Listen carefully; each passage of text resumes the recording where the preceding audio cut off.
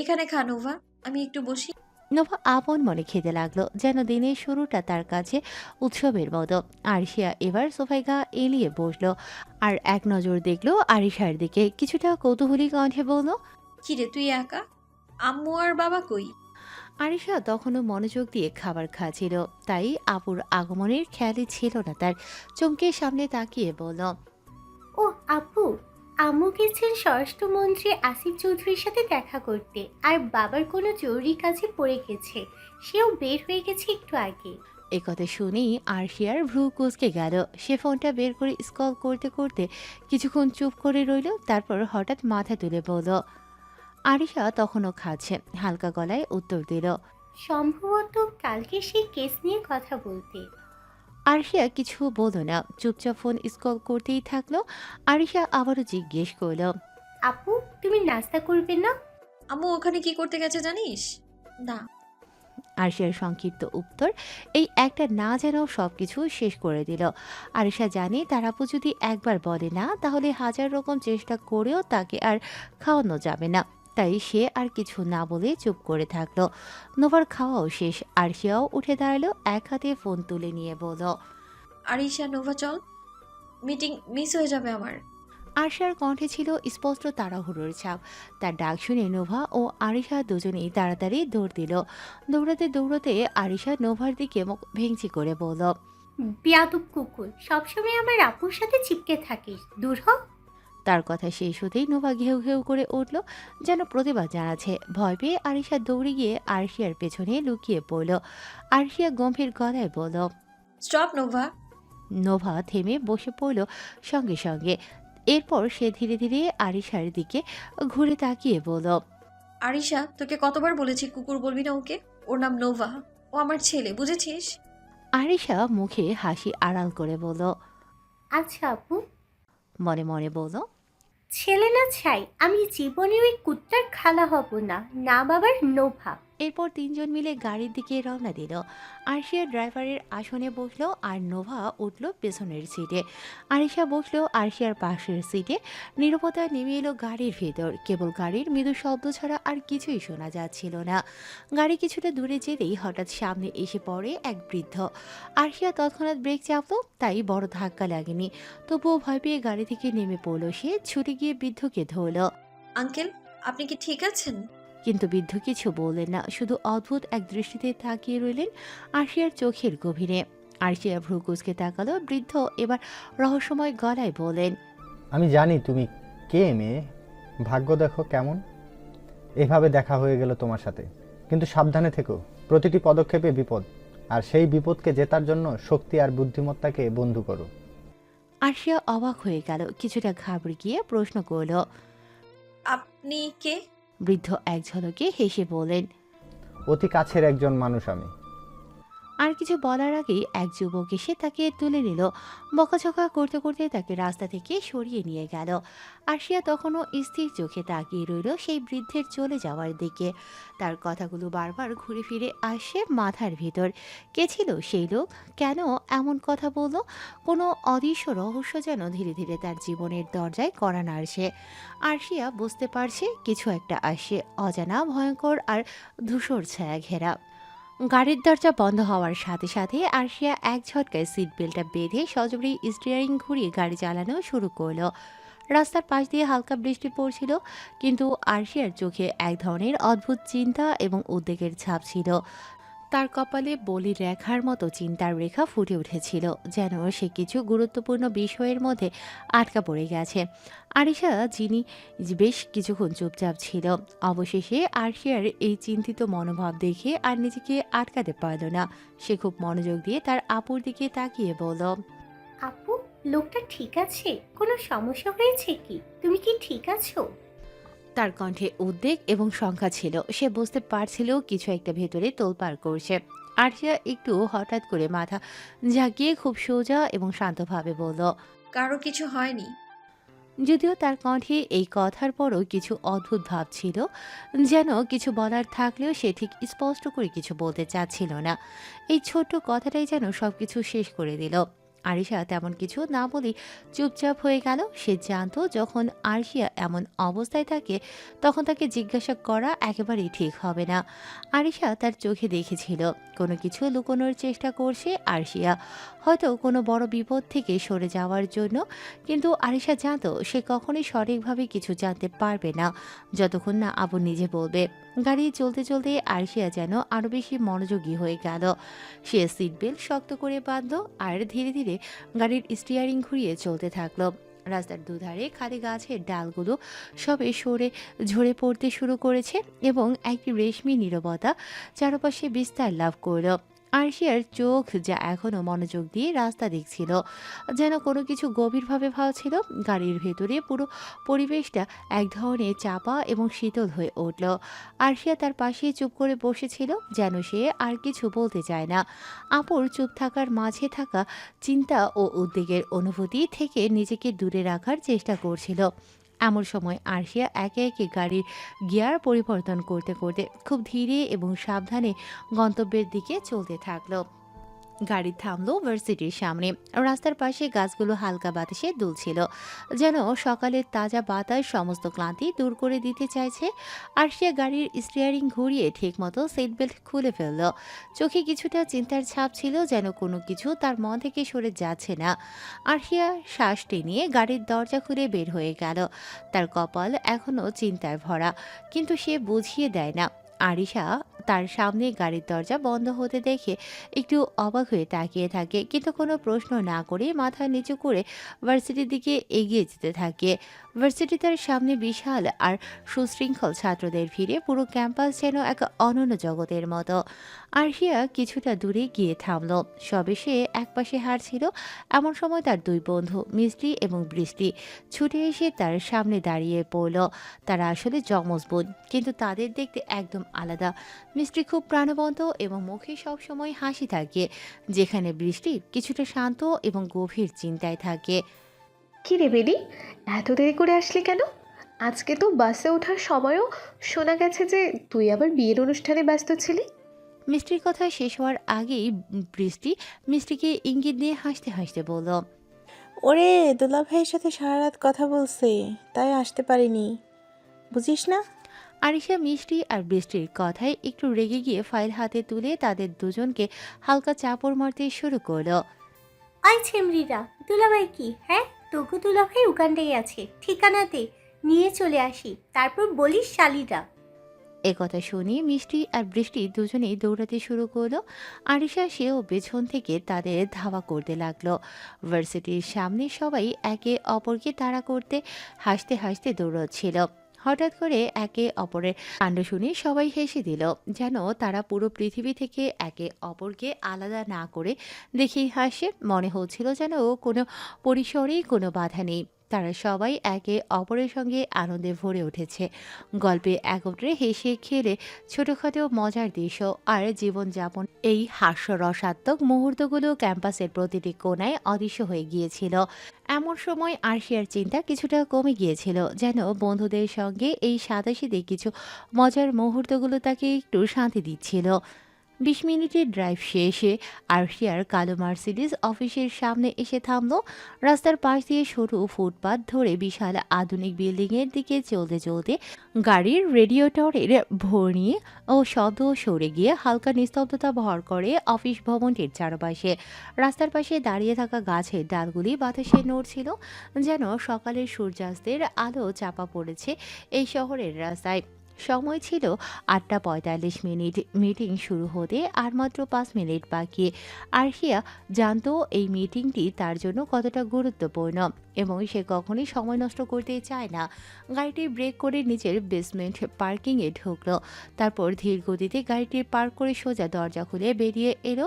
আরশিয়ার চোখে যেন এক নতুন দৃঢ়তা, কোনো ভীতি বা অস্থিরতা ছিল না। সে দ্রুত গাড়ি থেকে নেমে তার পাশে থাকা নোভার দিকে এক পলক তাকালো। আরশিয়া আরশিয়া তার হাতে থাকা ঘড়িটি দেখল 8:46। 1 মিনিট বিলম্ব হয়ে গেছে, কিন্তু তাতে তার কোনো সমস্যা ছিল না। সে দ্রুত পদক্ষেপে লিফটের দিকে এগিয়ে গেল।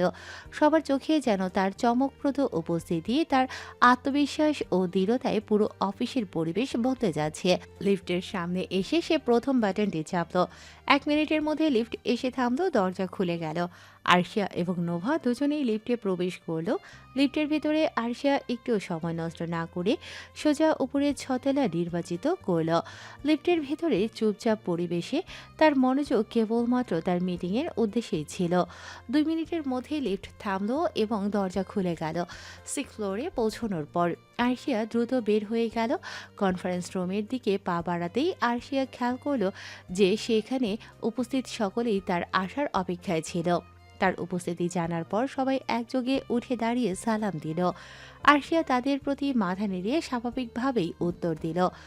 তার চোখে ছিল অভ্যস্ত আত্মবিশ্বাস, যেমন সে নিজেকে একজন যোগ্য নেত্রী হিসেবে পরিচিত করতে পারে, ঠিক তেমনই সে এই মিটিংয়ের দিকে একদম ফোকাসড। সে কেবিনে না গিয়ে সরাসরি কনফারেন্স রুমের দিকে পা বাড়ালো। সময় আর মাত্র 1 মিনিট। তার প্রতিটি পদক্ষেপে যেন সময়ের সাথে কোনো বিশালত্ব জড়িয়েছিল, আর সে নিজেকে এক ধাপ এগিয়ে নিয়ে যাচ্ছিল। নোভা জানে ওর এখন কোথায় যাওয়া উচিত। আরশিয়া দ্রুত পা চালাতে থাকলো। তার প্রতি পদক্ষেপে যেন ক্ষমতা আর কর্তৃত্বের ছাপ পড়ছিল। তার চলনে, তার আত্মবিশ্বাসে কিছুই যেন অনুপস্থিত ছিল না। কনফারেন্স রুমের পরিবেশ আজ অন্য দিনের চেয়ে বেশ উত্তেজনাপূর্ণ। খান গ্রুপ অফ ইন্ডাস্ট্রি এর ম্যানেজার বারবার রুমের দরজার দিকে তাকাচ্ছে, যেন কোনো অদৃশ্য সময়ের সঙ্গে খেলা চলছে। তার চোখে ধূসর ক্লান্তির ছাপ, আর তার হাতের ঘড়ি যেন তাকে প্রতিনিয়ত সময়ের অগ্রগতি মনে করিয়ে দিয়েছে। আবার তালুকদার গ্রুপ অফ ইন্ডাস্ট্রি এর এমডি রিহান তালুকদার একেবারে বিরক্ত। সে চুপচাপ চায়টিতে বসে, তার মুখে বিরক্তির ছাপ স্পষ্ট। ঘরের ভেতরের পরিবেশ আরও চাপ বাড়িয়ে দিয়েছিল, কারণ ওপাশে বসে থাকা বিদেশিরা যারা আজ ডিলের জন্য এখানে এসেছেন তারা একদম নিশ্চুপ। তাদের চোখে স্পষ্টভাবে বিরক্তি ছিল, কারণ মিটিং যে সময়ে শুরু হওয়ার কথা ছিল তার অনেক পরেও শুরু হয়নি। এমন এক মুহূর্তে রিহান তালুকদার একেবারে বিরক্তির সাথে বলে উঠল, সময় জ্ঞান কি নেই? মিটিং শুরু হওয়ার কথা 8:50 আর এখনো আসছে না। মিটিং শুরু করব কি না? কথা শেষ না হতেই হুট করে একটা মেয়েলি কণ্ঠে সরাসরি সবাই শুনতে পেল। মিস্টার রিহান তালুকদার, সময় এখনো 30 সেকেন্ড বাকি। প্লিজ হাতে থাকা ঘড়িটা চেক করে দেখুন। এই কথা বলার সাথে সাথে রুমের দরজা খুলে ঢুকলো আরশিয়া। রুমে উপস্থিত সবাই একে একে উঠে দাঁড়িয়ে সম্মান জানালো। আরশিয়া ঘড়ির দিকে এক পলক তাকিয়ে দেখলো আসলে কিছু সেকেন্ড বাকি আছে, আর তারপরেই সেই বিরক্তির মুছে গিয়ে তার সশক্ত উপস্থিতি সবার দৃষ্টি আকর্ষণ করলো। তবে রিহান তালুকদার চুপচাপ দাঁড়িয়েছিল। তার চোখের পাতা ফেলার মতো কোনো শক্তি যেন ছিল না। এমন একজন মেয়ে, এত ধ্বংসাত্মক অথচ চমৎকার কিলার লুক নিয়ে, তার বয়স 31, এখনও বিয়ে করেনি। এ কারণে তার মনটাও অনেকটা সন্দেহপ্রবণ। মনের মতো মেয়ে পায় না বলে বিয়ে করার আগ্রহও নেই, আর সবসময় মেয়েদের থেকে 10 হাত দূরেই থাকে সে। কিন্তু আজ আরশিয়া যখন রুমে প্রবেশ করলো তখন রিহান যেন মুহূর্তের জন্য থমকে গেল। তার চোখে এক ধরনের অদ্ভুত প্রশংসা ছিল, যা এক মুহূর্তে তার আত্মবিশ্বাসকে থামিয়ে দিয়েছিল। আরশিয়া তার সপক্ষে দাঁড়িয়ে থাকা মিস্টার ইথান এবং মিস্টার লিয়ামের সাথে হাসি মুখে হ্যান্ডশেক করল। এরপর তাকে বসতে বলার জন্য ইশারা করল। তারপর একে একে রিহানকে উদ্দেশ্য করে আরশিয়া এগিয়ে গেল। সে একেবারে ঠান্ডা আত্মবিশ্বাসী একটি হাসি নিয়ে রিহানের দিকে হাত বাড়িয়ে বলল, মিস্টার রিহান তালুকদার, আমি আমার কাছে সময়কে এক ধরনের অস্ত্র হিসেবে দেখি। এটা আমি খুব সাবধানে ব্যবহার করি, আর এইদিকে হতে দেই না। ঠিক সময়ে যেখানে আসার কথা থাকে আমি সেখানেই ঠিক সময়ে উপস্থিত থাকি। তার ঠান্ডা কিন্তু পরিপূর্ণ আত্মবিশ্বাসী গলায় কথাগুলো যেন রোমের পরিবেশে ঝড় তুলল। আরশিয়ার এই কথাগুলো শোনার পর রিহান যেন আরো অবাক হয়ে গেল। সে কোনো শব্দ উচ্চারণ না করে একটুও কাঁপছিল না, বরং তার চোখে কিছু নতুন ধরনের আগ্রহের ছাপ ফুটে উঠল। এক ধরনের মুগ্ধতা অনুভব করল সে। প্রায় 1 ঘন্টা ধরে চলা মিটিং শেষ হওয়ার পর আরশিয়া আবারও সবাইকে হ্যান্ডশেক করে বিদায় জানালো। তার ঠান্ডা আত্মবিশ্বাসী উপস্থিতি পুরো রুমে ছড়িয়েছিল, যেন মিটিংয়ের পুরোটা সময় সে একেবারে নিয়ন্ত্রণে ছিল। রিহান তালুকদার, যে পুরো মিটিংয়ের সময় একদৃষ্টিতে আরশিয়াকে দেখছিল, তার চোখে কোনো ধরনের অবজ্ঞা ছিল না, বরং এক ধরনের গভীর আগ্রহ এবং মুগ্ধতা ফুটে উঠছিল। সে নিজেকে ধরে রাখলো, কিছু বলল না, তবে তার হাসি আর চোখের আলোচনায় স্পষ্ট ছিল তার অনুভূতি। কি হয়েছে নোভা? আরশিয়া একে একে সবাইকে বিদায় জানিয়ে কনফারেন্স রুম থেকে বের হয়ে এলো। সে যেন কোনো অস্থিরতা বা উত্তেজনা অনুভব করছিল না, বরং পুরো পরিস্থিতি তার জন্য এক ধরনের চ্যালেঞ্জ ছিল। রিহান তার চোখের দৃষ্টি থেকে পালিয়ে গেল, কিন্তু আরশিয়া তার উদ্দেশ্যকে নিয়ে পুরোপুরি মনোযোগী ছিল। মিটিং শেষ হয়ে গেল আর ডিল ফাইনাল হলো। দুই কোম্পানির মধ্যে সমঝোতা তৈরি হলো এবং আরশিয়া এই সফলতার সাথে আবারও সবার সঙ্গে হ্যান্ডশেক করে বের হয়ে আসলো। নোভা, তুই চল আমার সাথে দ্রুত আয়। রিহান নিজেকে কিছুটা ঠিক করল, তার মনেও কিছুটা আগ্রহের সঞ্চার হয়েছিল। তারপর সে দ্রুত বিদায় নিল, কারণ তার আরেকটা মিটিং ছিল। তার ম্যানেজারও তার সাথে বের হয়ে গেল। আরশিয়া এক মুহূর্তে অনুভব করল এই মুহূর্তে কিছুটা বিশ্রাম তার প্রয়োজন। সে নিজের অফিস রুমে প্রবেশ করল, যেখানে আগেই বসেছিল নোভা। আরশিয়ার চোখ পড়তেই নোভা কেমন করে তাকালো। আরশিয়া হেসে বলল। নোভা এবার আরও বেশি এক্সপ্রেন্সিভ হয়ে উঠল। সে ঘেউ ঘেউ করে উঠল, যেন কোনো বড় কিছু ঘটেছে। আরশিয়া নিজেও হেসে উঠল, কিন্তু তারপরেই তার ফোনে একটা কল এলো। কলটা ধরতেই সে কিছু শব্দ শুনল, যেগুলো তার মনোযোগ পুরোপুরি আকর্ষণ করল। সেই শব্দগুলো এতটা তাড়াহুড়ো বা উত্তেজনাপূর্ণ ছিল যে আরশিয়া এক মুহূর্তেই পরিস্থিতি বুঝে নিল। সে দ্রুত নোভাকে চোখ দিয়ে ইশারা করল এবং বলল।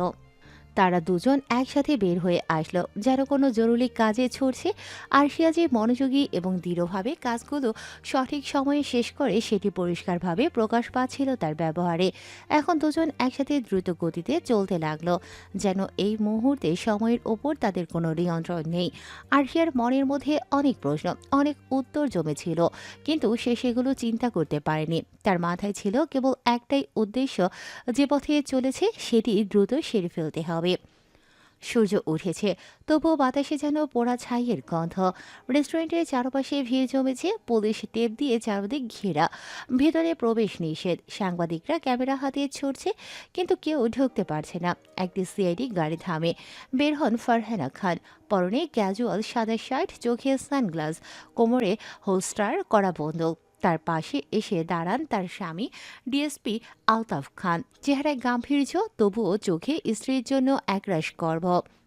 ভোরে আগুন লাগার খবর আসে, 7টা 20-তে আগুন নিয়ন্ত্রণে আনা হয়। এখন সময় সকাল 8টা 2, অথচ রেস্টুরেন্টের এক পাশ ছাই হয়ে গেছে। ভেতরে 8টি মৃতদেহের মধ্যে 3টি পুরোপুরি পুড়ে গেছে। বাকি 5জনকে গলা কেটে, গুলি করে অথবা বিষ প্রয়োগ করে মারা হয়েছে। এটা কোনো সাধারণ কেস নয় আলতাফ। 3জনের দেহ শনাক্ত করা সম্ভব না। ফরেনসিক রিপোর্ট আসবে কিছুক্ষণের মধ্যেই। আমি অফিস থেকে স্পেশাল টিম পাঠিয়েছি। কিন্তু এটা দেখো। সে একটা পলিথিন ব্যাগে মোড়া কিছু তুলে ধরে।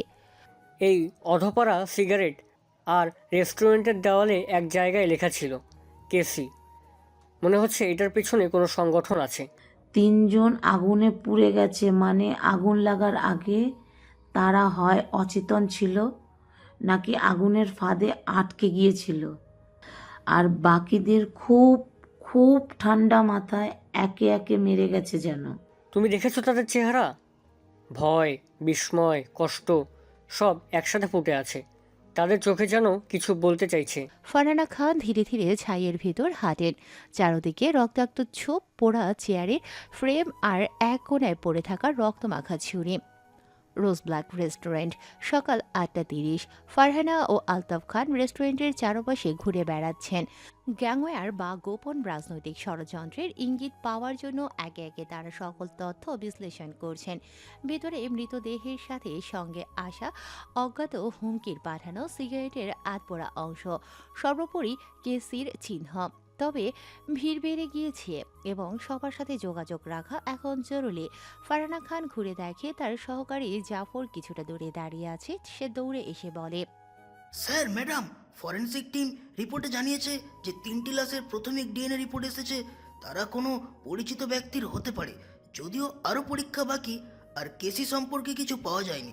তবে আশ্চর্যজনক বিষয়, দেওয়ালের গায়ে লেখা কেসির থেকে রক্তের কিছু আংশিক নমুনা পাওয়া গেছে। হ্যাঁ জাফর, কেসির সম্পর্কে যা জানতে পেরেছ সেটি খুবই গুরুত্বপূর্ণ। আমাদের আরও গভীরে গিয়ে খুঁজে বের করতে হবে এই কেসি আর কেন তার এত নৃশংসভাবে মানুষ হত্যা করছে। এদিকে আলতাফ খান সবার নজর এড়িয়ে কিছু নিরাপত্তা কর্মকর্তার সাথে যোগাযোগ করতে এগিয়ে যান। ভিড় ঠেকানোর কাজটা খুবই জরুরি, কারণ তদন্ত আরও গোপনীয়তায় রাখতে হবে। বেশি লোক এখানে আসতে দেব না। এই জায়গায় লোক সমাগম যেন না হয়। কিছু তথ্য আমাদের জানতে হতে পারে, কিন্তু আমাদের কাছে অনেক গোপন তথ্য আছে যা আগে জানানো যাবে না। সবার সামনে না বলাই ভালো। বেশ, আমরা এখন যে অংশে আছি সেটা ধীরে ধীরে পেছনোর প্রয়োজন। এসব হত্যাকাণ্ডের পেছনে কারো গোপন পরিকল্পনা রয়েছে, কিন্তু এমন এক সংগঠন যা এত নিখুঁতভাবে কাজ করছে, তাদের উদ্দেশ্য কী? ফারহানা খান একটি অল্প কিছু পলিথিন ব্যাগে রাখা সিগারেটের টুকরো নেড়ে নিয়ে আবারও চিন্তা করতে শুরু করেন। সিগারেটের মধ্যে সেসব অবশিষ্ট থেকে যে কিছু পড়েছিল তা ফরেনসিক টিম এখনও পরীক্ষা করছে, কিন্তু বিষয়টা আরও গভীর হয়ে দাঁড়ায়, যেখানে জানাচ্ছে যে এই হত্যাকাণ্ডের পেছনে কোনো অপরাধী চক্র রয়েছে। তবে সেই চক্রের উদ্দেশ্য বুঝে উঠতে এখনও বাকি। ফারহানা খান জাফরকে বলল, জাফর, তুমি যতটা সম্ভব তথ্য সংগ্রহ করো আর কয়েকজন লোককে পাঠিয়ে শীঘ্রই কাছের এলাকায় আরও অনুসন্ধান চালাও। আমাদের কাছে কোনো নতুন তথ্য আসলে দ্রুত জানাও। আলতাফ খান কিছু পুলিশের সদস্যদের পাশে নিয়ে ভিড় ঠেকানোর কাজ করতে থাকে। কিছু সময় পর আরও পুলিশ বাহিনী পৌঁছানোর পর পরিস্থিতি আরও নিয়ন্ত্রণে আসে। পরিস্থিতি সমাধান হওয়ার পর আলতাফ আবার ফারহানার কাছে ফিরে আসে। ফারহানা, লোকজন সরানো গেছে, কিন্তু এক পলকে দেখলাম কিছু শখের রেস্টুরেন্ট কর্মচারী তাদের ফোনে কিছু ছবি পাঠাচ্ছিল। এটা কি? যদি ওরা জানতো এই জায়গায় এমন হত্যাকাণ্ড হতে পারে, তবে কেন তেমন খবর রাখবে? এটা তো খুবই অদ্ভুত। আমাদের কাছ থেকে কিছু আসল তথ্য যাতে বেরিয়ে না যায় সেটা নিশ্চিত করতে হবে। এই তথ্যগুলো যাচাই করতে হবে এবং ভালোভাবে দেখতে হবে যে অন্যেরা এখানে আসার আগে কে এই খবর পেয়েছিল। ফারহানা আর আলতাফ আবার ফিরে এসে ফরেনসিক রিপোর্ট পর্যালোচনা শুরু করেন। একটা স্পষ্ট কোনো শক্তিশালী অপরাধী চক্র তাদের কাজ করছে, কিন্তু তাদের উদ্দেশ্য কি এখনো জানি না। আমরা জানি এই হত্যাকাণ্ডের পেছনে অন্য একটি উদ্দেশ্য থাকতে পারে। কিছু ব্যক্তি বা গোষ্ঠী এটা চেয়েছে। সেখানে দেখা যাচ্ছে যে কেসি সম্পর্কিত কিছু কৌশলগত নিদর্শন পাওয়া গেছে। এভাবে তদন্তের অগ্রগতি চলছে এবং আস্তে আস্তে বেশ কিছু রহস্যের সমাধান হতে থাকে, যদিও একে একে আরও অনেক প্রশ্ন উঠে আসে। গাড়ির ভেতরে বসেছিল কায়রান চৌধুরী। তার মুখে বিরক্তির ছাপ স্পষ্ট। হাতের তালুতে রাগে ভরা প্রতিটি স্নায়ু টান ধরেছিল। প্রায় 20 মিনিট ধরে সে ট্রাফিকে আটকা পড়েছে। শহরের যান্ত্রিক অস্থিরতার মধ্যে তার অভিজ্ঞান এবং ক্ষমতার বাইরে। এই জ্যাম তার ধৈর্যের বাঁধ ভেঙে ফেলেছিল। তীব্র বিরক্তি এবং ক্রোধের ফলে সে সজোরে আঘাত করল গাড়ির কাছে, যেন সারা পৃথিবীকে চিরে ফেলবে। সঙ্গে সঙ্গে গাড়ির কাছে একটি ফাটল দেখা দিল এবং কায়রানের হাতটা সোজা গিয়ে ফাটলটির মধ্যে চাপ পড়ে গিয়েছিল। এমনকি এই ক্ষুদ্র বিপত্তিতেও কায়রান তেমন বিচলিত হয়নি, কিন্তু তার রাগের মাত্রা বেড়ে গিয়ে সে গাড়ির দরজা খুলে বেরিয়ে এলো। সজোরে দরজা বন্ধ করে হাত পেছনে ঠেলে দিয়ে রেগে রেগে হাঁটতে শুরু করলো। তার মুখে এক ধরনের বিরক্তির মিশ্রণ, আর সে তিক্ত কণ্ঠে বলল, বালের জ্যাম হয়েছে, শালা কত বড় সাহস! সব ভয়েল টানোর কায়রান চৌধুরীকে জ্যামে আটকে রেখেছে। তার এই কথাগুলো যেন শহরের সব শব্দকে চূর্ণ বিচূর্ণ করে ফেলেছিল। সে সামনে এগিয়ে গেল, যেন জানে এই পরিস্থিতির জন্য দায়ী কাউকে অবশ্যই খুঁজে বের করবে। কিন্তু তার অ্যাসিস্ট্যান্ট নোহান যে তার পাশে ছিল এক মুহূর্তের জন্য ভয় কিছুটা পিছু হাঁটল। কায়রান যখন সামনে এগিয়ে গেল, নোহান তার ভাইকে অনুসরণ করতে বাধ্য হলো। বুঝতে পারছিল না কি ঘটছে। কায়রান যখন কয়েক কদম এগিয়ে গেল, তখন দৃশ্যটা বদলে গেল। তার রাগ যা এতক্ষণ ধরে হৃদয়ে জমেছিল মুহূর্তে যেন ফুরিয়ে গেল। সামনে এক ফাঁকা রাস্তায় পথের ঠিক মাঝখানে দাঁড়িয়েছিল এক অদ্ভুত মেয়ে। তার মাথায় হুডি ছিল, মুখ ঢাকা কালো মাস্কে এবং চোখের আগুনের মতো তীব্র দৃষ্টি। তার চারপাশে ছড়িয়ে ছিটিয়ে পড়েছিল কয়েকটি রক্তাক্ত দেহ। এটা ছিল কোনো সাধারণ মারামারি নয়, এটা ছিল শিকার। যেন সে নিজেই ছিল প্রকৃত শিকারী এবং অনরা তার শিকার। কায়রানের চোখে কিছুটা বিভ্রান্তি দেখা দিল। এক্ষুনি তার মানসিক অবস্থার মধ্যে পরিবর্তন ঘটল। এই দৃশ্যের সামনে তার সমস্ত গর্ব, রাগ আর অহমিকা এক মুহূর্তেই নত হয়ে গেল। মেয়ে চোখে চোখ রেখে এক ঠান্ডা গলায় বলল, তার কণ্ঠে যেন কোনো আবেগ ছিল না, শুধু ঠান্ডা অস্পষ্ট মৃত্যুর মতো। মেয়েটি এক ঝটকায় তার হাতে থাকা লম্বা ছুরিটি বের করল এবং আলোতে সেটির ধারালো ফলক চকচক করে উঠল। মুহূর্তের মধ্যে সে তার আঘাতের জন্য প্রস্তুত হয়ে গেল। পরবর্তী মুহূর্তে কায়রান সবে বুঝে ওঠার আগেই শোনা গেল ঠাস ঠাস ঠাস টানা কয়েকটা গুলির শব্দ। প্রত্যেকটি গুলি যেন গুলি করা প্রতিটি শিকারীকে ঠান্ডা সজোরে মাটিতে ফেলে দিয়ে এক মুহূর্তে জীবন থেকে বের করে ফেলল। নিশুতি দুপুরের কাঁপুনি ছড়ানো এক ভয়াবহ দৃশ্যের সাক্ষী ছিল পুরো এলাকা। এক অজানা আতঙ্কে সবাই চুপচাপ দাঁড়িয়ে, নিঃশ্বাসও যেন থমকে গেছে। উড়ি পড়া এক অগ্নিকর্ণা, যার চোখের তীব্র দৃষ্টি কোনো তলোয়ারের চেয়েও ধারালো, দাঁড়িয়ে আছে রক্তাক্ত ছায়ার মাঝে। তার পায়ের নিচে লুটিয়ে আছে রক্তে ভেজা কয়েকটি দেহ, সবাই নিথর। এই মেয়েটি যেন এক জ্বলন্ত প্রলয়, যেন জ্বলন্ত আগ্নেয়গিরির মানব রূপ। ধীর পায়ে সে এগিয়ে গেল সামনে থাকা একটি কালো গ্লাসের বিলাসবহুল গাড়ির দিকে। তারপর নিঃশব্দে ডিকির উপর উঠে বসল, যেন পুরো এলাকা তার অধীনস্থ সাম্রাজ্য। তার দুপাশে দাঁড়িয়ে আছে আরো দুজন, একজন ছেলে একজন মেয়ে। তারাও মাস্কে মুখ ঢেকে রেখেছে। চারপাশে নিস্তব্ধতা, কেউ নড়ছে না, যেন সময় থেমে গেছে। মেয়েটি এবার ধীরে ধীরে রক্তমাখা ছুরিটি তুলে ধরল নিজের মুখের সামনে। তা ঘোরাতে ঘোরাতে তাকালো সেই জনতার দিকে, যারা দূরে নিরাপদ দূরত্বে দাঁড়িয়ে দেখছিল। গা ছমছম করা এক দৃশ্য, ভয়, কৌতূহল, আতঙ্ক সব মিশিয়ে এক অদ্ভুত শ্বাসরুদ্ধ পরিবেশ। এত সবের মাঝেও একজন মানুষ থেমে আছে স্থিরভাবে। ভিড়ের মধ্যে দাঁড়িয়ে থাকা সেই ভয়াল দানব কায়রান চৌধুরী। তার চোখ শুধু এক জায়গায় স্থির। এই ভয়ঙ্কর মেয়েটির উপর আজ অবধি জীবনে বহু কিছু দেখেছে কায়রান, কিন্তু এমন ভয়াবহ অথচ সম্মোহনী দৃশ্য তার চোখে এখনো পড়েনি। একটা মেয়ে একাই দাঁড়িয়ে এতগুলো শত্রুকে নিধন করেছে। কায়রান বিস্ময়ের সাগরে ডুবে, তার ক্রোধ ও বিস্ময় একসাথে মাথায় খেলে যাচ্ছে। এমন সময় মেয়েটির ভয়াল কণ্ঠ ভেদ করে আকাশ কাঁপিয়ে উঠল। তোদের সাহস কত বড়! বলতেই হবে, আমার এলাকায় এসে এমন ছ্যাঁচড়ামো করিস তোরা? তোদের একবারও কি ভয় লাগেনি? জান ধুকপুক ধুকপুক করে না? যদি একবার আমি জানতে পারতাম তাহলে তোদের কি অবস্থা হতো। তার কণ্ঠ যেন গর্জে ওঠা বজ্রধ্বনি। পুরো জায়গায় তার কণ্ঠ প্রতিধ্বনিত হয়ে কাঁপন ধরিয়ে দেয় বাতাসে। সে এবার ডিগি থেকে নেমে পড়ল। সামনে তখনও কাঁপছে দুটো ছেলে, প্রাণ ভয়ে হাঁটু কাঁপছে তাদের। অথচ মেয়েটির শরীরের একমাত্র দৃশ্যমান অংশ তার চোখ, আর সেই চোখেই যেন ধ্বংসের দাবানল। ছুরিটি সে ছুড়ে দিল তার পাশে দাঁড়িয়ে থাকা ছেলেটির দিকে, রায়ানের দিকে। নিখুঁত ক্যাচ। সে মুহূর্তেই কোমর থেকে বের করলো তার কালো রিভলভার। ধীরে ধীরে দু ছেলের দিকে পা ফেলতে ফেলতে তার কণ্ঠে আবারও বাজল প্রলয়। আহা, তোরা অনেক ভুল করেছিস। এই অগ্নিকন্যা আর দিনে কারো সামনে আসে না। আমি রাতের আধারে আগুন জ্বালিয়ে চলে যাই, কিন্তু তোরা আজকে সীমা ছাড়িয়ে গেছিস।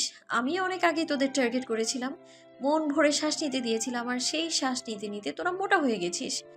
এখন সেটা তোদের শরীরের পক্ষে ক্ষতিকর, তাই আজ ইতি টানতে এলাম। তার ঠোঁটে মাস্কের আড়ালে ফুটে উঠল এক ভয়ঙ্কর বাঁকা হাসি। সে পিস্তল তাক করল তাদের মাথা বরাবর। একটুও দ্বিধা নেই তার চোখে, শুধু নির্ভীক শাস্তির ছায়া। আমার অভিধানে ক্ষমা শব্দটা নেই। আল্লাহ হাফেজ। ঠাস ঠাস দুটি গুলি ছুটে গেল মুহূর্তে। ছেলে দুটি পড়ে গেল নিথর। নিস্তব্ধতা এখন আর নিস্তব্ধ নয়, যেন ভয়ানক এক গল্প শেষ হলো মাত্র। আর এবার পিস্তলটা ছুড়ে দিল তার সঙ্গী মেয়েটির হাতে রুমানা। তারপর বলল, রায়ান, লাশগুলো আমার অন্ধকার প্রাসাদে নিয়ে যাও। আমার কুকুর আর শিয়ালগুলো অভুক্ত। ফার্স্ট আর রুমানা আমার সাথে আসো। কাম। গাড়ির দরজা খুলে সে এক লাফে উঠে বসল। রুমানা ঢুকে পড়ল পেছনের সিটে। রায়ান তখনই ফোন করে লাশ সরানোর ব্যবস্থা করতে নির্দেশ দিল।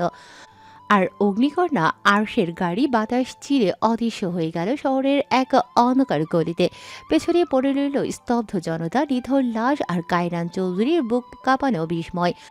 আরশদের গাড়িটি গলিপথ পেরিয়ে দূরে মিলিয়ে যেতে না যেতেই হঠাৎই কায়রান যেন নিজের জগৎ থেকে ছিটকে পড়ে। বুকের বাম পাশে হাত রেখে ধীরে ধীরে হেলে পড়তেই পাশেই দাঁড়িয়ে থাকা নোহান মুহূর্তেই লাফ দিয়ে পাশে এসে তাকে ধরে ফেলে। ভাই ভাই আপনি ঠিক আছেন তো? কি হয়েছে? শরীর খারাপ লাগছে নাকি? চিন্তায় অস্থির হয়ে ওঠে নোহান। কায়রান চোখ বন্ধ করে কাঁপা কণ্ঠে বলল, ফ্লেম হার্ট। কায়রানের কথা শুনে নোহান চমকে ওঠে, কপাল কুঁচকে বড় বড় চোখে তাকিয়ে বলল, ভাই কোথায় আগুন, কিভাবে কি আসলো আমাকে দেখালে না তো? কায়রান যেন কিছুটা বিরক্তি অনুভব করলো। তার কাঁপানো কণ্ঠে আরও একবার বলল, চুপ কর শালা। ফ্লেম হার্টকে দেখার শুধুমাত্র আমার অধিকার আছে। তুই চোখ তুলে তাকালে তোকে খুন করব। নোহান আবারও অবাক হয়ে বলল, কিন্তু ভাই আপনি বললেন হৃদয়ের, তো সে কে? কিন্তু কায়রান তখনও স্থির অচঞ্চল তাকিয়ে আছে সেই পথে যে দিক দিয়ে হারিয়ে গেছে সেই অগ্নিকন্যা আর্শ। সে ধীরে ধীরে চোখ মেলে, মুখে হালকা এক হাসি, তারপর বলে ওঠে, অগ্নিকন্যা আর্স, এই মেয়েটাই আমার হার্টে আগুন লাগিয়েছে। অগ্নিকন্যা, এই মেয়েটি আমার হার্টে আগুন লাগিয়েছিল নোহান। নোহান হতভম্ব, কিছুই বুঝে উঠতে পারে না, মুখে অসহায়ের মতো প্রশ্ন। কায়রান ধীরে ধীরে উঠে দাঁড়ায়, একরকম উত্তেজনায় চোখে অদ্ভুত এক ঝলক। তারপর নোহানের কলার চেপে ধরে বলে, খবরদার নোহান, আর কখনো তাকে মেয়ে বলে ডাকবি না। বলবি ভাবি, ফিউচার ভাবি। মাইন্ডেড? নোহান তো রীতিমতো ভড়কে যায়। কি ভাই, এই মেয়েটা আবার কে? আমি তো কিছুই বুঝলাম না। ভাবি? ভাই কার ভাবি? আপনি তো এখনো বিয়ে করেননি। কায়রান এবার বাঁকা এক হাসি হাসে, পকেটে হাত ঢুকিয়ে দাঁড়ায় রাজকীয় ভঙ্গিতে। তুই তো আমাকে ভাই বলিস, তাই না? তাহলে আমার বউ তোর ভাবি না? নোহান কিছুটা হেসে মাথা নাড়ে। হ্যাঁ ভাই, আপনি যা বলেন, আপনার বউ আমার ভাবি। তারপর হঠাৎই আবার চমকে ওঠে সে। কিন্তু ভাই বউ কখন করলো? আপনি তো আমাকে বলেননি। কবে, কোথায়, কিভাবে? কায়রান হালকা করে তার মাথায় টোকা দিয়ে বলে, গাধা, সে এখন আমার ভবিষ্যৎ বউ। আজকে থেকে তুই তাকে ভাবি বলেই ডাকবি, বুঝলি? আর হ্যাঁ, তোর ভাবির খোঁজ তুই লাগাবি। মুখটা পর্যন্ত দেখতে পারলাম না, আফসোস। এই বলে কায়রান ধীরে ধীরে নিজের গাড়ির দিকে এগিয়ে যায়, চোখে যেন নতুন এক আগুন, নতুন এক লক্ষ্য। এইদিকে নোহান বিড়বিড় করতে করতে মাথায় হাত রাখে। কি ভাই রে, রাস্তায় কাকে না কাকে একবার দেখলেই হলো, এখন সে তার ভবিষ্যৎ বউ। আবার খোঁজ লাগানোর দায়িত্ব আমার। তুই খোঁজ, তোর বউ আমি খুঁজে দিব কেন?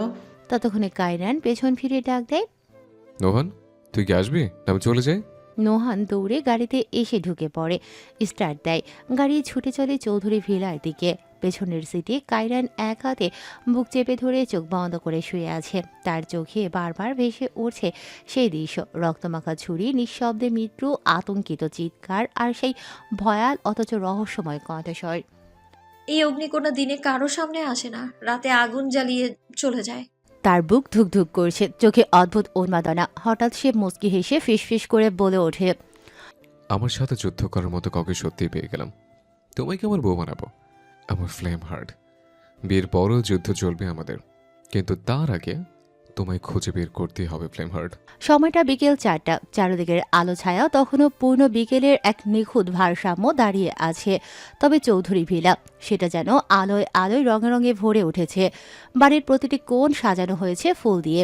বারান্দার রেলিং থেকে শুরু করে উঠোনের প্রতিটি গাছেও ঝুলছে রঙিন ঝালর।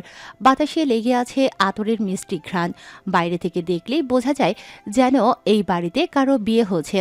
আসলে সেটা কোনো বিয়ের আয়োজন না। চৌধুরী পরিবারের ছোট ছেলে আরিয়ান চৌধুরী প্রায় 2 মাস পর লন্ডন থেকে দেশে ফিরেছে, আর তাতেই গোটা বাড়ি যেন উৎসবের সাজে সেজেছে। ড্রয়িং রুমে বসে আছেন দেশের খ্যাতমান রাজনীতিবিদ এবং চৌধুরী পরিবারের কর্তা আসিফ চৌধুরী। টিভিতে চোখ রেখেছেন ঠিকই, তবে মনটা যেন অন্য কোথাও। আর তার পাশেই বসে আছে সদ্য ফেরা আরিয়ান, তবে তাকে ঘিরে যেন পরিবার জড়িয়ে রেখেছে এক মায়াময় ভালোবাসার চাদরে। দাদি জামিলা চৌধুরী আর মা নাফিজা চৌধুরী দুজনেই আরিয়ানের চারপাশে ব্যস্ত হয়ে উঠেছে। দাদি এক হাত দিয়ে তার গাল টিপে বলছে, বৌমা, আমার কিয়ান দাদু ভাইয়ের জন্য চিন্তা হচ্ছে। সে খাবার খেয়েছে কিনা জানি না। কোথায় আছে, একটু ফোন দাও তো ওকে। এই যে মুখটারে দেখো, শুকায় একটা কাঠ হয়ে গেছে। দেশে ফিরতে এত দেরি করলে কেন রে? আর মা নাফিজা আদুরে গলায় বলে উঠছে, চোখের সামনে না থাকলে যে খাওয়া দাওয়া ঠিক মতো হয় না, তা বুঝলি এবার? হ্যাঁ, তো শুকিয়ে গেছিস কেন বাবা? আরিয়ান হেসে হেসে মায়া মাখানো কণ্ঠে বলল, আম্মু, দাদি, আমি অনেক ক্লান্ত। লম্বা সফরের পরে একটু রিফ্রেশ হয়ে নিতে চাই প্লিজ। এখন একটু রেস্ট নিই। হ্যাঁ। মা আর দাদি একসাথে বলে উঠল। আচ্ছা আচ্ছা, যা বাবা, আগে বিশ্রাম নে। স্বস্তির নিঃশ্বাস ফেলেই আরিয়ান ধীরে ধীরে উঠে চলে গেল সিঁড়ি বেয়ে উপরে। পেছনে পড়ে রইল ভালোবাসায় ভরা সেই ঘর। আরিয়ান চলে যেতেই চুপচাপ টিভির দিকে তাকিয়ে থাকা আসিফ চৌধুরী একটুখানি বিরক্ত গলায় বলে উঠলেন, এই যে ছেলে বাড়ি ফিরেছে, তাতেও তো কাউকে শান্ত থাকতে দেখি না। একটু টিভি দেখারও সময় নেই, একদম বিয়ে বাড়ির মতো হইচই শুরু হয়ে গেছে। তখনই তার স্ত্রী নাফিজা একরাশ রাগ নিয়ে বলে উঠলেন, তোমার এই কথাবার্তা না থাকলেই নয়। আমি যদি তোমার ছেলের সেবা করি তাতে তোমার সমস্যা কোথায়? তুমি সংসার সামলাও না, ছেলের খোঁজও রাখো না, শুধু মন্ত্রী মন্ত্রী করেই দিন পার। আসিফ চৌধুরী এবার ঠান্ডা গলায় বললেন, দয়া করে আমার প্রফেশনাল লাইফ নিয়ে কথা বলো না নাফিজা। আমি দেশের একজন সম্মানিত মন্ত্রী, সমাজসেবা করছি। নাফিজা চোখ পাকিয়ে বললেন, তাই নাকি? নিজের সংসার সামলাতে পারো না আর দেশের মানুষ সামলাবে? তাদের এই কথোপকথনের মাঝে দাদি জামিলা চৌধুরী হেঁটে চলে যাচ্ছিলেন।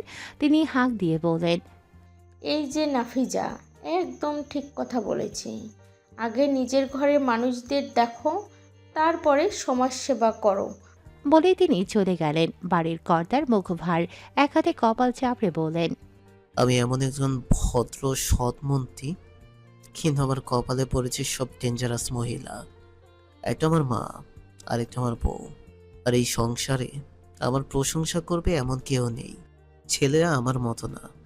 প্রশংসা তো দূরের কথা, যারা এখন প্রশংসা করবে তারা আমার নাতি নাতনি। কিন্তু এই নাতি নাতনির মুখ হয়তো দেখতে পাবো না। আমার ছেলেরা তো একটা ঘাড় তেরা। এই জীবনে না প্রশংসা শুনবো, আর না একটা দাদা ডাকও শুনবো। হতাশার দীর্ঘশ্বাসে ভরে উঠল তার বুকটা। আর বাহিরে বিকেলের রোদটা তখনও চৌধুরী ভিলার দরজায় ঝিকমিক করছে, যেন এই বাড়ির প্রতিটি দেয়ালে পরিবার ভালোবাসা আর খানিকটা খুনসুটি মিশে রয়েছে মিষ্টি রঙে। একটু পরিচিত চৌধুরী পরিবার। আসিফ চৌধুরী একজন প্রভাবশালী স্বরাষ্ট্রমন্ত্রী। তার কাজের চাপ যেমন থাকে, তেমনই পরিবারেও তার কর্তব্য রয়েছে। নাফিজা চৌধুরী তার স্ত্রী, যিনি সংসার সামলান এবং সবসময় পরিবারের পাশে থাকেন। জামিলা চৌধুরী আসিফের মা, বয়সের ভারে কিছুটা অসুস্থ হলেও পরিবারের একজন গুরুত্বপূর্ণ সদস্য। চৌধুরী পরিবারের বড় ছেলে কাইরান চৌধুরী, বয়স 32, একজন মাফিয়া। তার কঠিন এবং রহস্যময় জীবন, যে কোনো পরিস্থিতিতে তার নিজস্ব পথ অনুসরণ করে।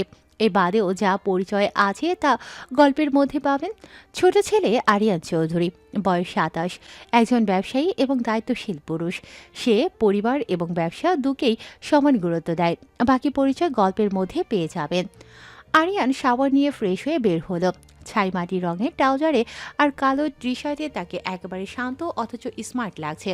চুলে থাকা পানির ফোঁটাগুলো সে ধীরে ধীরে তোয়ালে দিয়ে মুছে নিল। তারপর আয়নার সামনে দাঁড়িয়ে চুলগুলো সুন্দরভাবে সেট করে নিল। নিজের রূপ আর পরিবারের পরিস্থিতি দেখে নিজেই এক চিলতে হাসি দিল। তারপর দরজার দিকে এগিয়ে গেল। তার রুমের পাশেই কিছু রুম বাদ দিয়ে আরেকটি রুম। হাঁটতে হাঁটতে সে সেই রুমটার সামনে এসে দাঁড়ালো। রুমটি তার বড় ভাই কাইরান চৌধুরী। দরজাটি ভেতর থেকে লক, বাইরে ডিজিটাল সিকিউরিটি সিস্টেমে পাসওয়ার্ড আছে। আরিয়ান দেরি না করে নিখুঁতভাবে পাসওয়ার্ড টাইপ করল। ঠিক শব্দের সাথে সাথে দরজাটি খুলে গেল। দরজা খুলতেই তার চোখে পড়ল ঘন অন্ধকার। এখনো সন্ধ্যা নামেনি, অথচ রুমটা যেন রাতের মতোই আধারে ডুবে আছে। সেই অন্ধকারে কিছুক্ষণ দাঁড়িয়ে থেকে আরিয়ান হাতড়ে হাতড়ে সুইচ বোর্ড খুঁজে নিল। এক ক্লিকে আলো জ্বলে উঠল। আলো জ্বলতেই রুমটি যেন এক রহস্যময় নীরবতার মাঝে ধরা দিল। ঠান্ডা অথচ গম্ভীর পরিবেশ। সবার চেনা সেই ভয়ঙ্কর কায়রান চৌধুরীর রুম, যেখানে কেউ হুট করে ঢোকে না, আর ঢুকলেও কিছুটা থমকে যায়।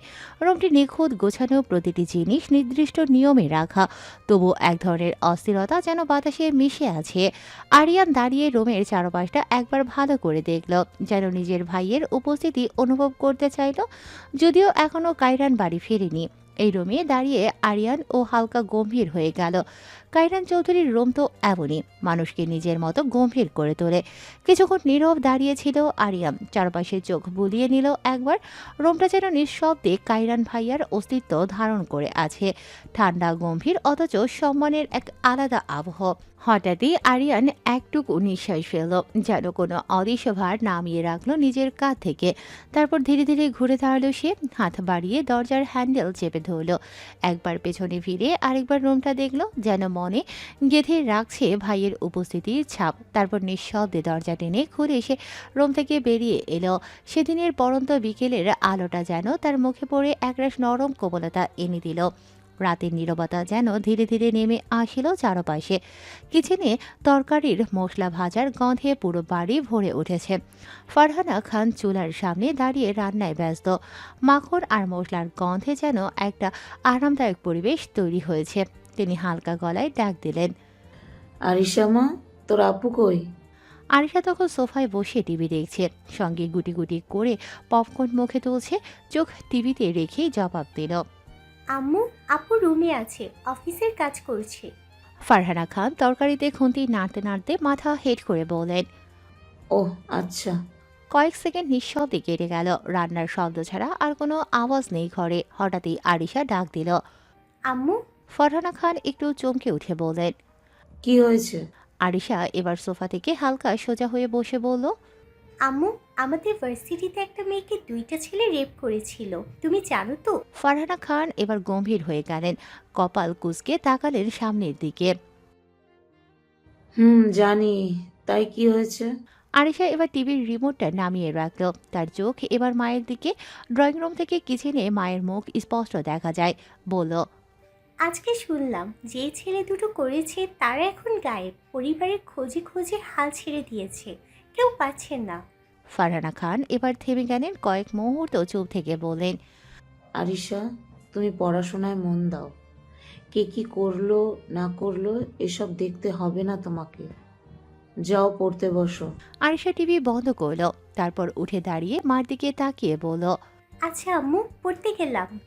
তার চলে যাওয়ার পেছনেই চুপচাপ দাঁড়িয়ে রইলেন ফারহানা খান। কিছুক্ষণ আগের সেই রান্না করা মনোযোগটা যেন এখন গায়েব। মন জুড়ে এখন একটাই ভাবনা, ওই ছেলেগুলোর হঠাৎ গায়েব হয়ে যাওয়া। যারা এমন ঘৃণ্য কাজ করেছে তারা গায়েব হওয়ার আগেই শাস্তি পাওয়ার কথা ছিল, কিন্তু কে বা কারা এর পেছনে কাজ করছে কিছুই পরিষ্কার না। তার কপালে চিন্তার ভাঁজ।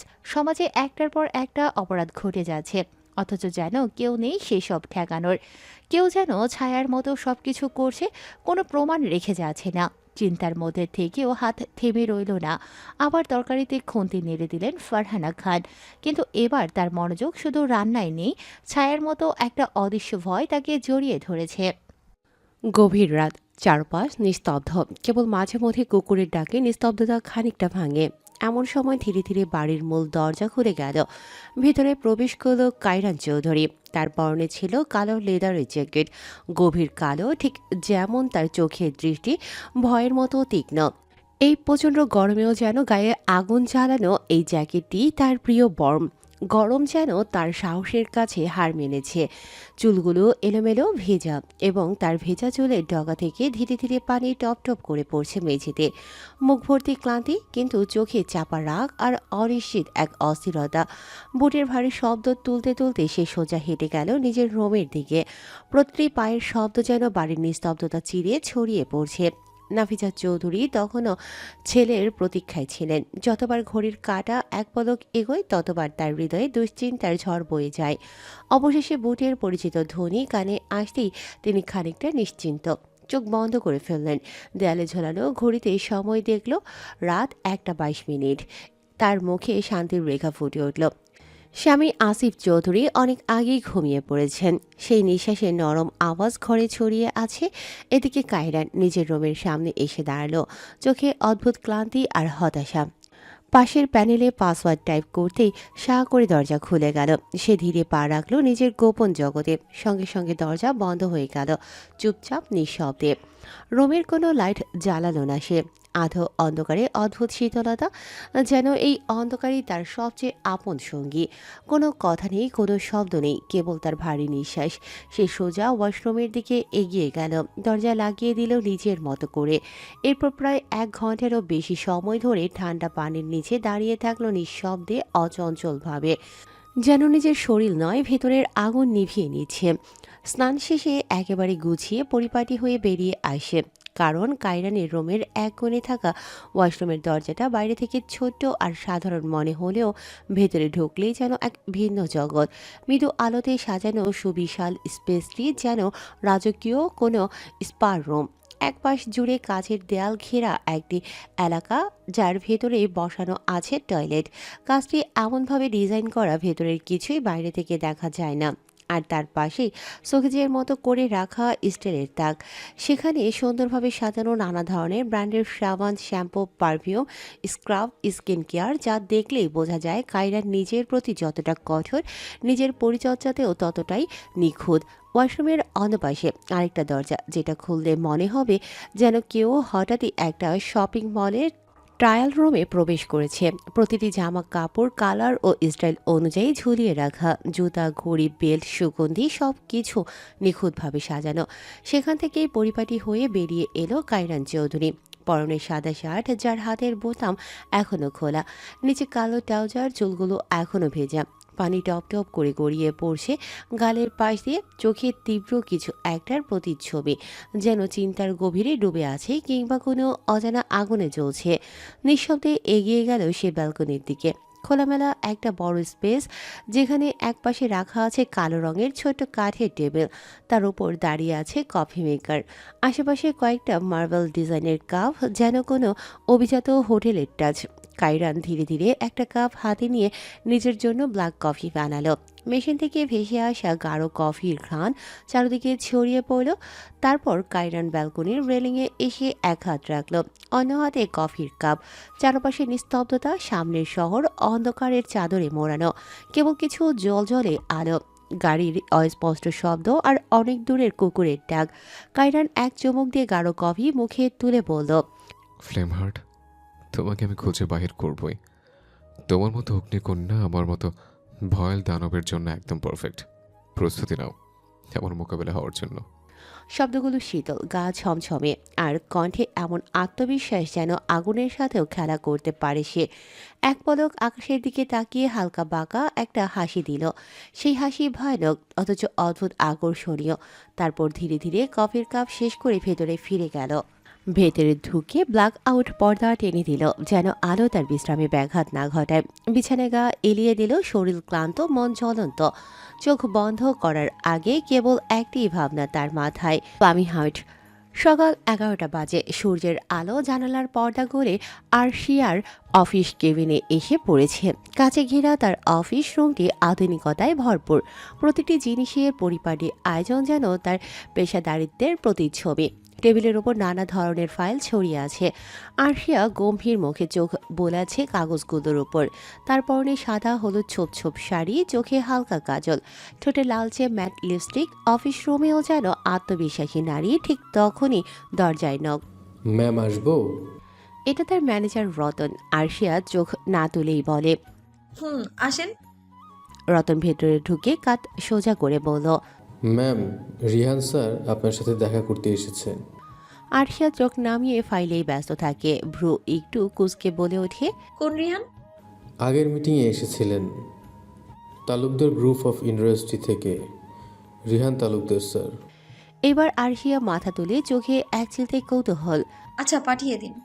রতন চলে গেল কয়েক মুহূর্তের মধ্যেই আবার দরজায় নক। কাম। আরশিয়া বলে ওঠে। রিহান তালুকদার ভেতরে প্রবেশ করে।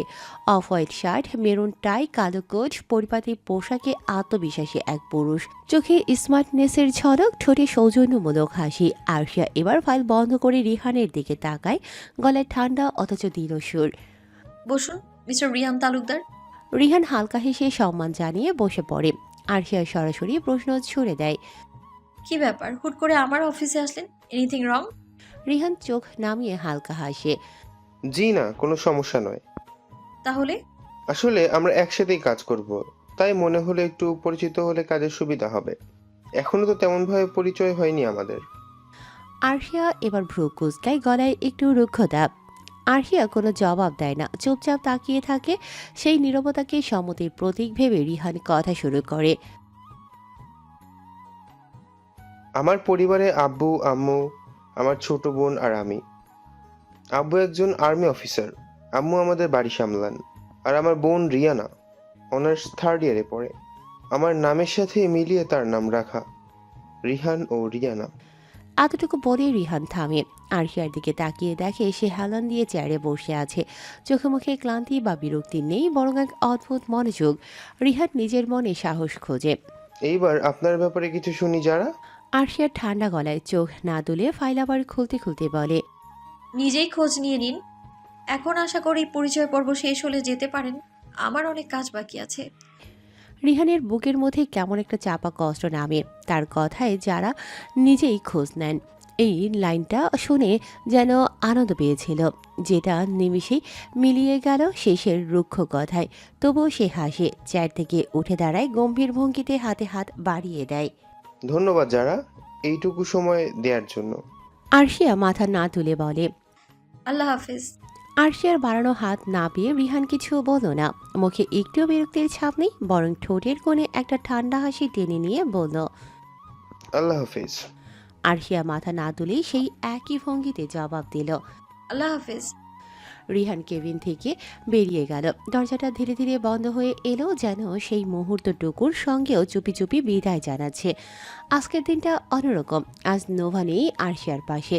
যদি থাকতো তাহলে রিহান কোনোভাবেই এতটা সময় আরশিয়ার সঙ্গে একান্তে বসে কথা বলতে পারত না। কারণ নোভা শুধু একটা কুকুর নয়, সে যেন আরশিয়ার ছায়া হয়ে ঘোরে। পোষা হলেও তার চোখে থাকে সতর্কতা। কারো অজানা কাছে আসা সে সহ্য করে না। আজ নোভা বাসায়। ভোর সকালেই আরশিয়া অফিসের উদ্দেশ্যে বেরিয়ে পড়েছিল একা।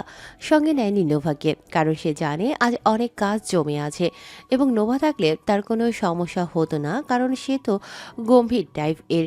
কিন্তু কে জানে আজ হয়তো সেই একাকিত্বই একটা নতুন পরিচয়ের দরজা খুলে দিল। অফিসের জানালার পাশে রাখা কফির কাপের ধোয়া আর কেবিনের নিঃশব্দ পরিবেশ, সবকিছু মিলিয়ে আজকের সকালটা একটু অন্যরকম। আর সে আবার ফাইলে চোখ রাখে, কিন্তু মনটা যেন খানিকটা আগে ঘটে যাওয়া কথোপকথনের মধ্যে হারিয়ে গেছে। জাফর, কোথায় তুমি? ফোনের অপর প্রান্ত থেকে ফারহানা খানের গলা ভেসে এলো। গলায় তীব্রতা, ঠান্ডা রাগ আর একরকম অধিকার, সব মিলিয়ে এমন একটা টোন যেটা শুনে সে যে কেউ সোজা হয়ে বসে পড়ে। ওপাশে থাকা জাফর ঘুম ভাঙা কণ্ঠে একটু কাপা গলায় জবাব দিল, আসলে ম্যাম, আমি একটু ঘুমিয়ে পড়েছিলাম, তাই হয়তো। ফারহানা খান মুহূর্তেই কথার ছুরি চালিয়ে দিলেন, ঘুমোচ্ছিলে? ভালো কথা, কিন্তু ফোনটা অফ কেন ছিল? জাফর দ্রুত মাথায় একটা অজুহাত খুঁজে বের করল, গলা পরিষ্কার করে বলল, ম্যাম, ঘুমের চোখে হাত লেগে হয়তো বন্ধ হয়ে গিয়েছিল, আমি বুঝতে পারিনি, সত্যি ম্যাম। ফারহানা খান তার প্রতিটি শব্দ বিশ্লেষণ করছিলেন। তার অভিজ্ঞতা বিশাল, আর জাফরকে তো বহুদিন ধরে চেনেন। সে কখন মিথ্যে বলে সেটাও বুঝে ফেলেন নিমেষে। তবুও তিনি শান্ত গলায় বলেন, ঠিক আছে, কেসটার কাজ কত দূর এগোলো? তদন্তে কিছু পাওয়া গেছে? জাফর হালকা কেশি নিয়ে বলল, ম্যাম, এখনো তদন্ত চলছে, কিছুই মেলেনি এখনো পর্যন্ত। ফারহানা খান এবার সংক্ষেপে বলেন, সন্ধ্যায় আমার বাড়ি এসো, জরুরি কথা আছে। এইটুকু বলেই তিনি কল কেটে দিলেন। কোনো ওকে ঠিক আছে বা বিদায়ের বাক্য নেই, যেন আদেশের মতো এক নির্দেশ। ফোনের ডিসপ্লের দিকে খানিকটা অবাকভাবে তাকিয়ে রইল জাফর। তারপর মুখে একটা বিরক্তির ছায়া এনে নিজেই নিজের সঙ্গে বলল, আমি আসবো কিনা এইটুকু মতামত নেওয়ার প্রয়োজন মনে করলো না মহিলা। হ্যাঁ, আল্লাহ, এখন মিথ্যা বললাম, যদি কোনোভাবে জানতে পারে আমি ঘুমাচ্ছিলাম না, তাহলে কি হবে আমার কপালে কে জানে। সে জানে ফারহানা খান মিষ্টি হাসি দিয়ে যেভাবে কথা বলেন তার চেয়েও ভয়ঙ্কর তার রাগ, আর তার নিষ্পাপ চেহারার আড়ালেই লুকিয়ে থাকে এক হিম শীতল শাসন ক্ষমতা। জাফর তখন বুঝতে পারছে সন্ধ্যার দেখা মিলবে হয়তো শুধু আলো নয়, বরং এক ঝড়ের। দেখতে দেখতে সন্ধ্যা নামলো ধরনীর বুকে। চারদিক থেকে ধীরে ধীরে অন্ধকার ঘিরে ধরল পরিবেশটাকে। দিনের উত্তাপ কমলেও বাতাসে যেন এক ধরনের ক্লান্তির ছায়া লেগে আছে। এমন সময় কোচিং শেষে দরজায় পা রাখলো আরিশা। তার চেহারায় স্পষ্ট ক্লান্তি, চুল এলোমেলো, কপাল ঘামে ভেজা, শরীরের ভেতর থেকে যেন সব শক্তি খরচ হয়ে গেছে। আজকের দিনটা ছিল তার জন্য খুবই কষ্টের। গরমে হাঁসফাঁস করা পরিবেশ, পড়ার চাপ আর রাস্তায় দীর্ঘ জ্যামের ধকল। তাই আর নিজের ঘরে যাবার মতো ইচ্ছে শক্তিটুকু অবশিষ্ট নেই। দরজার ভেতর ঢুকেই সে ব্যাগটা নামিয়ে রেখে ধপ করে শুয়ে পড়ল ড্রয়িং রুমের সোফায়। এই মুহূর্তেই সিঁড়ি বেয়ে নিচের নাম ছিল আরশিয়া। নিচে নেমেই সে বোনকে ওইভাবে শুয়ে থাকতে দেখে চোখ কুঁচকে প্রশ্ন করল। কিরে, কি হয়েছে আরিশা? এভাবে পড়ে গেলি কেন তুই? চোখ না খুলেই আরিশা ধীরে জবাব দিল। আপু, প্রচণ্ড গরম ছিল আজকে, সাথে কোচিংয়ে অনেক চাপ গিয়েছে, শরীর একেবারে আর চলছে না, তাই একটু বিশ্রাম নিতে শুয়ে পড়েছি এখানে। এটা কিন্তু ব্যাড ম্যানার্স আরিশা। ড্রয়িং রুমে এভাবে শোয়া যায় না। তুই উপরে যা, ফ্রেশ হতো, তারপর একটু ঘুম দিস, শরীরও হালকা লাগবে। আরশিয়া পাশে থাকা বিপরীত দিকের সোফায় বসে পড়ল। আরশিয়ার কথায় সম্মতি জানিয়ে ধীরে ধীরে উঠে দাঁড়ালো আরিশা। তারপর উপরে যাবার আগে পেছনে ফিরে আবুকে জিজ্ঞেস করল। আপু, আম্মু আব্বু কোথায়? আরশিয়া তখন নিজের ফোন স্ক্রল করছিল, চোখ না তুলে বলল, ও পাশের রুমে মিটিং করছে, এখন তুই যা, ফ্রেশ হ। ও আচ্ছা। এইটুকু বলে আরিশা সিঁড়ি বেয়ে এক দৌড়ে উপরে চলে গেল। আরিশা উপরে উঠতেই ঠিক সেই সিঁড়ি ধরে নেমে এলো নোভা, আরশিয়ার প্রিয় কুকুরটি। সোনালি আর সাদা রঙের, মোটা লোমে ঢাকা, টুকটুকে চোখে বুদ্ধিমত্তার ছাপ, আর দৌড়ে আসার সময় চারপাশে যেন এক মিষ্টি হাওয়ার ছোঁয়া রেখে যায় সে। নোভা সোজা ছুটে এসে থেমে গেল আরশিয়ার পাশে। আরশিয়া তখন মোবাইল নামিয়ে রেখে মুচকি হেসে নোভার মাথায় আদরের মতো করে হাত বুলিয়ে দিল। নোভা তখন চুপটি করে বসে শুধু চোখ দুটো বড় বড় করে তাকিয়ে থাকলো প্রিয় মানুষটার দিকে, যেন গোটা দিনের সব ভালোবাসা সে এক মুহূর্তেই ফিরিয়ে দিতে চায়। ঘরটায় তখন এক ধরনের প্রশান্তি, একদিকে ক্লান্তি শেষে আরামের আশ্রয়, অন্যদিকে সম্পর্কের ছোট ছোট ছোঁয়া, যেখানে কথায় না বললেও ভালোবাসা ঠিকই প্রকাশ পায়। ঘরের চারদিকে ঘন অন্ধকার, যেন রাতের নিস্তব্ধতার মধ্যেই এই প্রাসাদ নিঃশ্বাস ফেলে। প্রতিটি দেয়ালে আগুনের আলো জলকানে ছায়া ফেলে দিচ্ছে, যা ঘরটাকে করে তুলেছে আরও রহস্যময়। এই অন্ধকার প্রাসাদ আরশের নিজস্ব ঘাঁটি, যার প্রতিটি ইট যেন সাক্ষী তার লড়াই আর প্রতিশোধের গল্পের। সোফার মাঝখানে বসে আছে আরশ, কালো হুডির নিচে তার মুখ ঢাকা একটি রহস্যময় মুখোশে। আগুনের মতো চোখ দুটো ঠিকরে বেরোচ্ছে, যেন মুহূর্তেই কোনো সিদ্ধান্তে পৌঁছে যাবে সে। শরীর নিস্তব্ধ, কিন্তু ভেতরে যেন এক তীব্র আগুন জ্বলছে। ঠিক সেই মুহূর্তে রায়ান সামনে দাঁড়িয়ে দৃঢ় কণ্ঠে বলে উঠল, আর আমাদের প্রত্যেকটা পদক্ষেপ নিতে হবে বুদ্ধির সাথে। শত্রুরা এখন আর আগের মতো সহজ নয়। রায়ানের কথায় কোনো চমক নেই আরশের চোখে। সে আস্তে করেই বলে উঠল, জানি রায়ান, তবে তুমি এটা ভুলে যেও না, আমি অগ্নিকন্যা আর্শ। আগুন আমার অস্ত্র, আমার রক্তে বয়ে চলেছে প্রতিশোধের আগুন। যারা আমায় ছুঁতে চায় তাদের আমি ছাই করে দিতে জানি। তার কণ্ঠে ছিল এক অনমনীয় দৃঢ়তা, আর চোখে ছিল ভয়ঙ্কর এক ঝলকানি। ঠিক তখনই পাশে দাঁড়িয়ে থাকা রোশন গম্ভীর ভঙ্গিতে বলে উঠল, আর আমাদের সামনে একটা নতুন মিশন এসেছে। এই মিশন আমাদের প্রতিপক্ষ থেকে আসা, তারা আমাদের শক্তি প্রয়োগ করতে চাইছে। আর্শ আর দেরি করল না, সে ধীরে ধীরে সোফা থেকে উঠে দাঁড়ালো। বাতাস যেন ভারী হয়ে উঠল তার সঙ্গে সঙ্গে। তারপর একপাশে দাঁড়িয়ে থাকা আয়নায় নিজের মুখোশের প্রতিচ্ছবি দেখে এক বাঁকা হাসি দিল। সেই হাসিতে ছিল আত্মবিশ্বাস, প্রতিশোধ আর এক ঝলসানো আগুনের আঁচ। আর্শ বলে উঠল নিচু স্বরে, বাহ, অগ্নিকন্যা আর্শকে চ্যালেঞ্জ জানিয়েছে, দারুণ। আমিও প্রস্তুত। এবার আগুনে পুড়বে ওরা, ছাই হয়ে যাবে আমার তাপে। তার চোখ দুটো যেন তখনই জ্বলতে শুরু করলো আগুনের রঙে। চারপাশে এক অদৃশ্য শক্তির স্রোত ছড়িয়ে পড়তে লাগলো, যেন যুদ্ধ আসন্ন আর অগ্নিকন্যা প্রস্তুত। ধীরে ধীরে রাতের গভীরতা ফিকে হয়ে আসছিল। কালো আকাশটায় সূর্য আলতো আলো ছড়াতেই শহর যেন ধরনীর বুক থেকে এক নিঃশ্বাসে জেগে উঠল। দূর থেকে ভেসে আসে আজানের ধ্বনি। গলির মোড়ে চায়ের দোকানে আগুন জ্বলেছে। এক এক করে ঘুম জয়ের যুদ্ধ শুরু করেছে শহরের মানুষ, যেন প্রতিটি প্রাণ পেটের দায়ে ভবিষ্যতের আশায় ছুটে চলেছে কর্মক্ষেত্রে। সকাল 7:45। কলেজের গেটের পাশেই এক কোচিং সেন্টার। সেখানে বসে আছে আরিশা, চোখে হালকা ক্লান্তি, তবে মুখে সেই পরিচিত দৃঢ়তা। 7টায় ক্লাস শুরু হয়েছিল, এখন 7:50 বাজতেই ক্লাস শেষ।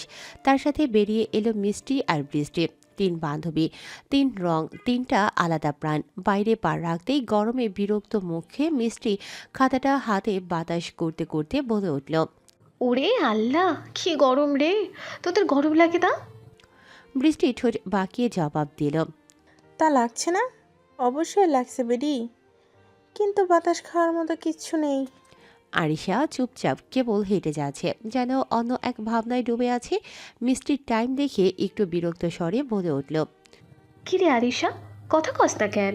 তোকে গরম লাগে না নাকি? নরম গলায় স্নিগ্ধ ভঙ্গিতে আরিশা উত্তর দিল, না রে মিষ্টি বৃষ্টি, আমার গরম লাগে না। এই কথায় বৃষ্টি চোখ টিপে মিষ্টির দিকে তাকিয়ে হাসতে হাসতে বলল,